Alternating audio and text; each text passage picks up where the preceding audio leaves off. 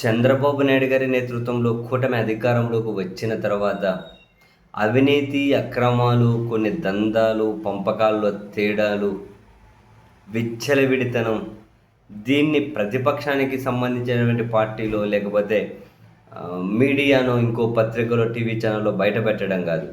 ఈ కూటమి పార్టీల్లో ఎవరైతే ఉన్నారో ఎమ్మెల్యేలు కావచ్చు, ఎంపీలు కావచ్చు, లేకుంటే ఇంకో స్థాయి నేతలు కావచ్చు, నియోజకవర్గ ఇన్ఛార్జీలు కావచ్చు, వీళ్ళే అయ్య బాబోయ్ మా ఈ ప్రభుత్వంలో అదిగో మా ఏరియాలో విచ్చలవిడిగా అవినీతి జరుగుతుంది, ఈ రంగంలో విచ్చలవిడిగా అవినీతి జరుగుతుంది.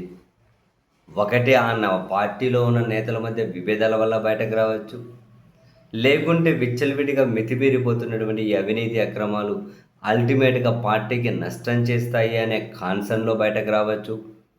రీజన్ ఏదైనా కానివ్వండి, బట్ వీళ్ళు చేస్తున్నటువంటి అక్రమాలు, భూదందాలు, అవినీతి, విచ్చలవిడితనం ఆ పార్టీ నేతలే బయట పెట్టుకుంటూ ఉన్నారు. తాజాగా కూడా చూసాం, దివంగత కోడెల శివప్రసాద్ గారు వాళ్ళ తనయుడు కోడెల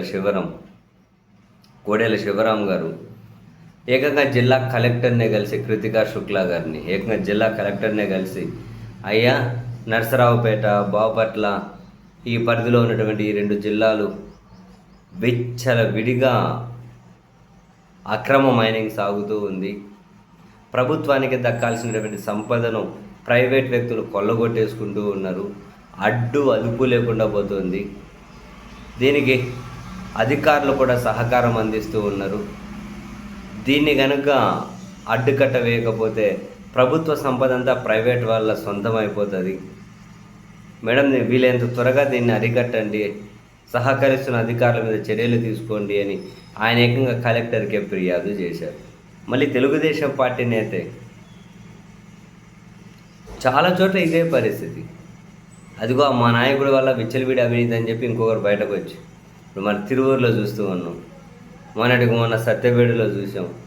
వరుస పెట్టి అదిగో అధికారంలో ఉన్న వాళ్ళే బెల్ట్ షాప్ నడుస్తూ ఉన్నారని, అధికారంలో ఉన్న వాళ్ళే ఇసుక దోచేస్తున్నారని, అధికారంలో ఉన్న వాళ్ళే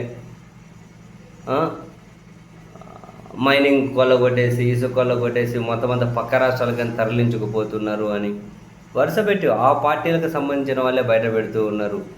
కానీ చాలా విషయాలు ఇలా బయటకు వచ్చినప్పుడు ముఖ్యమంత్రి గారు సీరియస్ అయ్యారని చెప్పి వార్తలు కనిపిస్తాయి.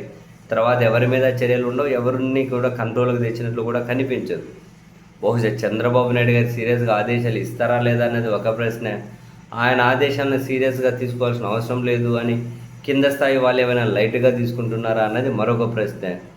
బట్ ఒకటైతే ఫ్యాక్ట్, భూములని లేదు, ఇసుకని లేదు, మట్టి అని లేదు, లిక్కర్ అని లేదు, చివరికి రోజు అమ్మే చికెన్లో కూడా కేజీ చికెన్లో మాకింత కమిషన్ కావాలని కూడా కూటమి పార్టీ వాళ్ళు వసూలు చేసుకుంటున్నారన్న వార్తలు కూడా ఫ్రంట్ పేజీ కథనాలుగా వస్తూ ఉన్నాయి. ఇది అది అని లేదు, ప్రతి దగ్గర డబ్బు ఎట్లా సంపాదించాలని చెప్పి ఆలోచిస్తూ ఉన్నారు. ఆ డబ్బు సంపాదన కోసం రకరకాల క్రియేటివిటీని ప్రదర్శించుకుంటూ విచ్చలవిడి విధానంగా ముందుకెళ్తూ ఉన్నారు. దానికి కొందరు అధికారులు కూడా సహకరిస్తున్నారు. అది నేను మీరు చెప్పడం కాదు, అధికార కూటమిలో ఉన్నటువంటి నేతలే అదిగో ఇలా ఎవరో ఒకరు ఏదో ఒక సందర్భంలో బయట పెడుతూనే ఉన్నారు.